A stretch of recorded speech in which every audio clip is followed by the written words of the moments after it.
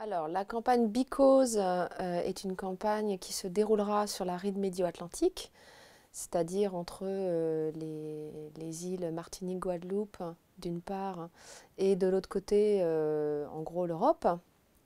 Alors, Because, en fait, c'est un acronyme. Donc, le B pour biodiversité, le I pour interaction, le CO pour connectivité, ce qui veut dire en fait la dispersion des espèces, le S pour symbiose et le E, c'est le extrême pour milieu extrême. La campagne a à peu près 8 grands thèmes qui seront abordés. Donc tout d'abord un volet cartographie, c'est-à-dire qu'on va relever la topographie des grands fonds marins au niveau des zones d'étude des sites Snake Pit et TAG. Ensuite, on aura toute une caractérisation de l'environnement géologique, c'est-à-dire les roches, quelles sont leurs compositions dans ces deux sites, quelles sont la composition des fluides émis par les sources hydrothermales. Ensuite, on aura un volet caractérisation des habitats, donc qui prend en compte des mesures de température, de pH, d'oxygène, de différents métaux et minéraux qui sont au niveau des assemblages faunistiques. Ensuite, on a tout un volet d'études de la biodiversité, tant au niveau des sites actifs, c'est-à-dire des fumeurs eux-mêmes, que des zones périphériques, où on va essayer de recenser de façon aussi exhaustive que possible la diversité faunistique, la macrofaune, celle qu'on voit à l'œil nu, jusqu'à la microfaune et la méiofaune, c'est-à-dire ce qu'on regarde au microscope. Ensuite, nous aurons un volet de microbiologie, donc étude des micro-organismes libres, en interaction évidemment avec leur milieu, c'est-à-dire les roches, les fluides. Un volet symbiose, puisque dans ces environnements profonds, privés de lumière, c'est la chimiosynthèse microbienne qui permet la synthèse de la matière organique primaire. Et donc beaucoup d'animaux vivent en symbiose avec des bactéries.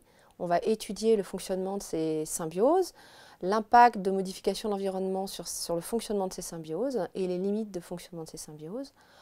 Nous avons un volet sur la vie sous pression, donc c'est ce qu'on appelle de l'écophysiologie animale. On va avoir les aquariums sous pression de nos partenaires de l'UPMC et on va observer et analyser la réaction des animaux face à des variations de pression, de température ou lorsqu'ils sont mis dans un contexte de pollution chimique, de variation de leur milieu et étudier leur capacité à s'adapter. Et le dernier point qui n'est pas un des moindres, c'est tout ce qui concerne les grands cycles de vie, la connectivité, c'est-à-dire la dispersion dans ces milieux, comment les espèces se dispersent d'un site à l'autre. Là, les sites Snake Pit, d'une part au sud, et Tag au nord, sont séparés par une grande faille transformante qui fait 6000 mètres de profondeur.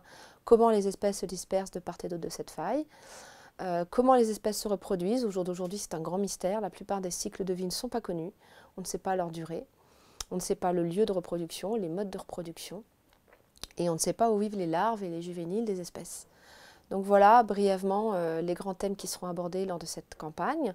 Tous ces thèmes sont parfaitement imbriqués les uns avec les autres. La cartographie nous permet de faire de l'habitat, de comprendre le fonctionnement des écosystèmes, la microbiologie en soutien de tout ça. Donc c'est vraiment, tout est vraiment lié.